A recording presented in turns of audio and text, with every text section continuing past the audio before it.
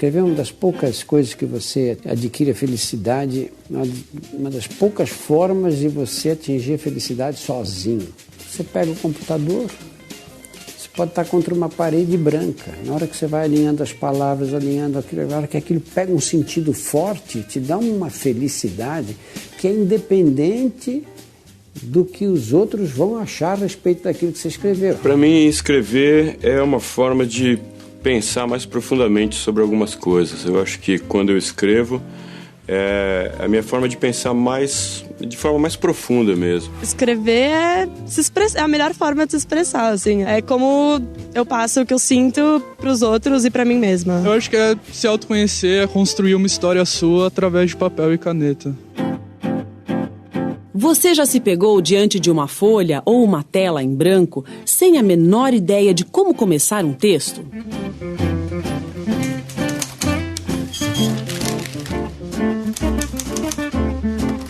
Eu normalmente saio só escrevendo tudo que tiver na minha cabeça, mesmo que não faça sentido.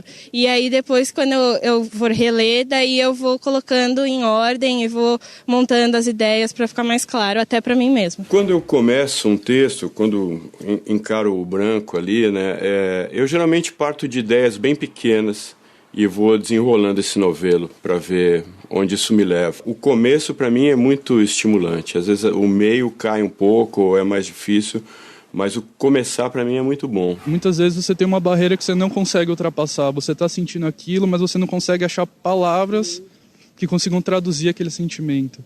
E eu acho que isso é o maior obstáculo. Passando isso, você consegue fluir. Escrever um texto envolve várias etapas. Primeiro, o planejamento, a organização das ideias. Aí vem o texto. E por último, mas não menos importante, a revisão do que foi escrito. Vamos conhecer duas pessoas que escrevem com frequência para entender como elas lidam com essa tarefa. Paulo é escritor. Lucas é estudante e adora escrever poesias.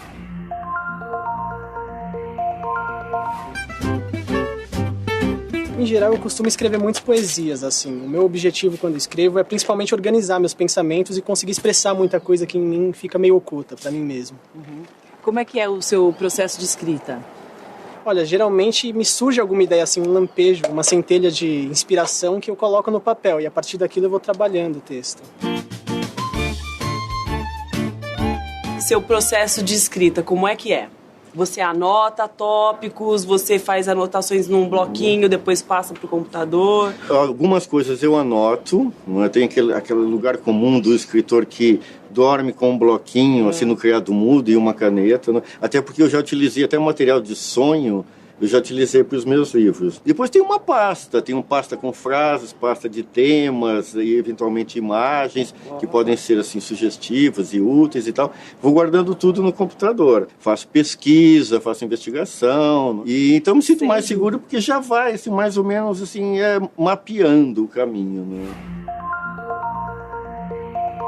Lucas, o que você acha que é necessário para uma boa escrita? É clareza, coerência, síntese? Olha, a princípio uma boa ideia, porque você tem que ter alguma coisa para escrever e depois você tem que dar uma coesão nas suas ideias, assim, organizar de uma forma que a pessoa que vai ler possa entender o que você quis dizer com as palavras. Como é que você faz quando você tem que produzir alguma coisa, um trabalho para a faculdade, por exemplo? É diferente trabalhar dentro de um tema determinado, assim, porque aí eu não tenho toda a liberdade que eu teria fazendo a minha própria criação, mas eu tento ler a respeito e aí eu trabalho mais a linguagem, assim, para ser bem coerente dentro do tema. O que é necessário para se escrever bem? Existem algumas regras que foram testadas pela história da literatura, pelos melhores escritores, não é? E que são boas dicas para se escrever bem. Uma delas, eu acho que a gente deve sempre começar pela clareza. Porque se nós escrevemos uma coisa que está confusa na nossa cabeça, está confusa no papel, por mais boa vontade que o leitor tenha, se ele não entender aquilo, ele vai parar rapidamente. Não é? Então a clareza é essencial. Nós não ficarmos assim limitados às impressões que nós temos. Nós sabemos passar isso de uma forma lógica e clara. Não é? Isso não significa, de maneira nenhuma, que o escritor tem que ser superficial. Sim. Ou raso. Pode transmitir os conteúdos mais complexos, não é? Com clareza, pode se deve. Outro é a concisão. Aquilo que você pode falar, escrever em 10 linhas, se você escrever em 100 linhas, você apenas encheu linguiça e enxugou o gelo. Isso não é boa literatura. Depois é coesão, que acho que toda forma narrativa, seja teatro ou cinema, tem que ter no final, a gente vê se não tem assim, pontas soltas. Uhum. Acho que essas são as 3 virtudes principais: clareza, concisão e coesão.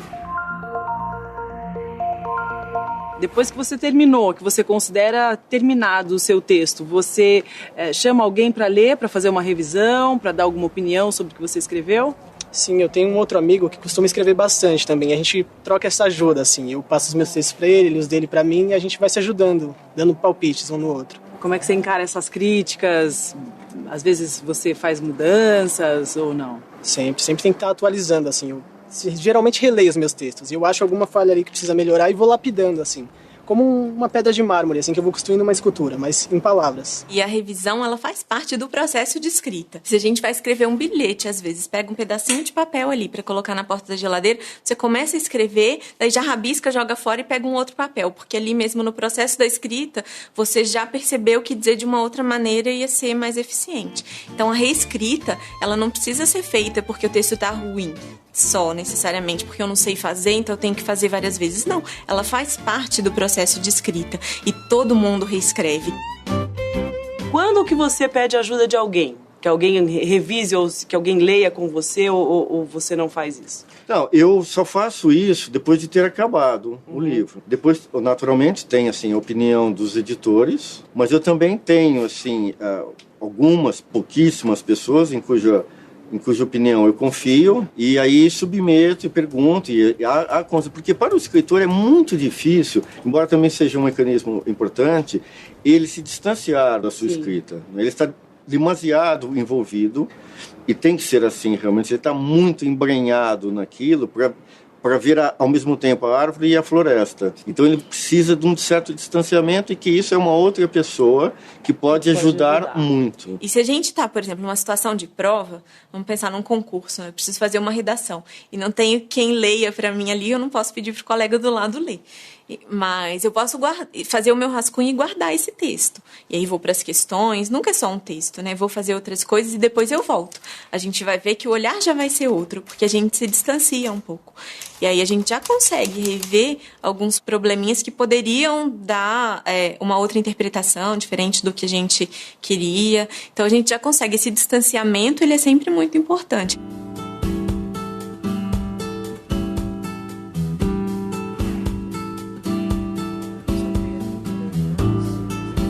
Marta escreve cartas como voluntária há 6 anos.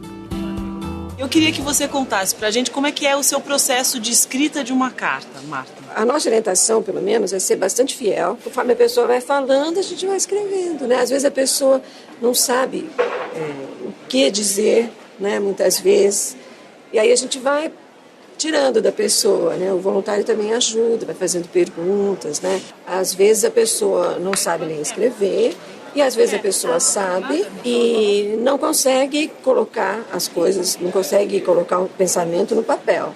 Eu não vejo a hora de estar aí com vocês. Estou morrendo de saudades. Quais são os assuntos que as pessoas normalmente querem escrever? Então, nós temos cartas para familiares que estão distantes ou para presidiários, para... Normalmente pessoas que não podem usar o celular, porque o celular hoje é muito comum, né? Então, quando escreve uma carta, a pessoa quer mandar notícia, né, da família. Eu tenho muita saudade, daquela comidinha que a senhora prepara. O texto falado, como a carta ditada para outra pessoa escrever, traz uma carga de emoções percebida na entonação da voz, nos gestos e na expressão de quem fala. Meu coração é seu. Já no texto escrito, é preciso traduzir essas emoções em palavras. O que eu queria mesmo era ver a cara daquele desgraçado de novo. A senhora que tem experiência, o que é que eu falo agora para ele?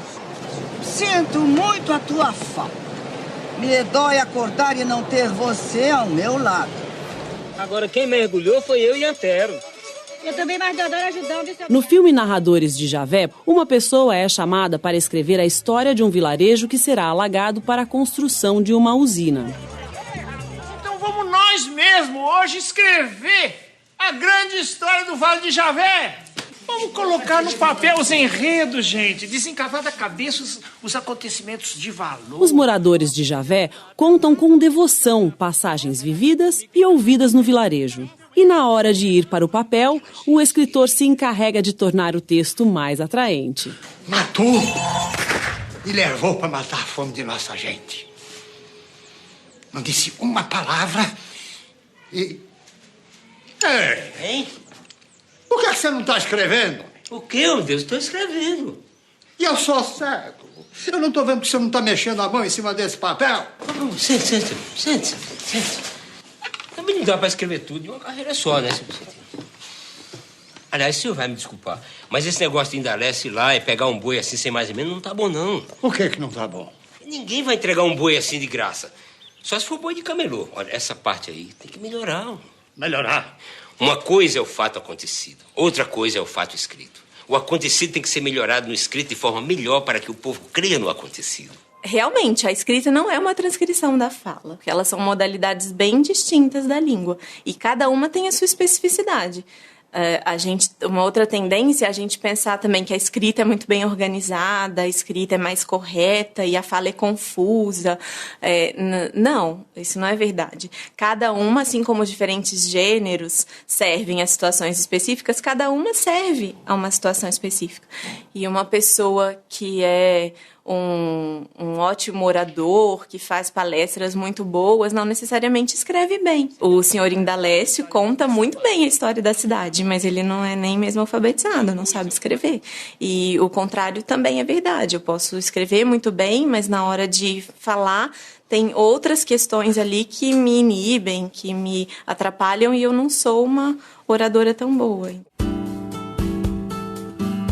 Uma dica para melhorar seus textos é ler bastante. Há um ditado popular que diz que a gente só enxerga o que sabe. Então, vamos ampliar nossos saberes. Vale tudo. Romances, policiais, novelas, peças de teatro, revistas. Escolha o que mais lhe agrada e boa leitura.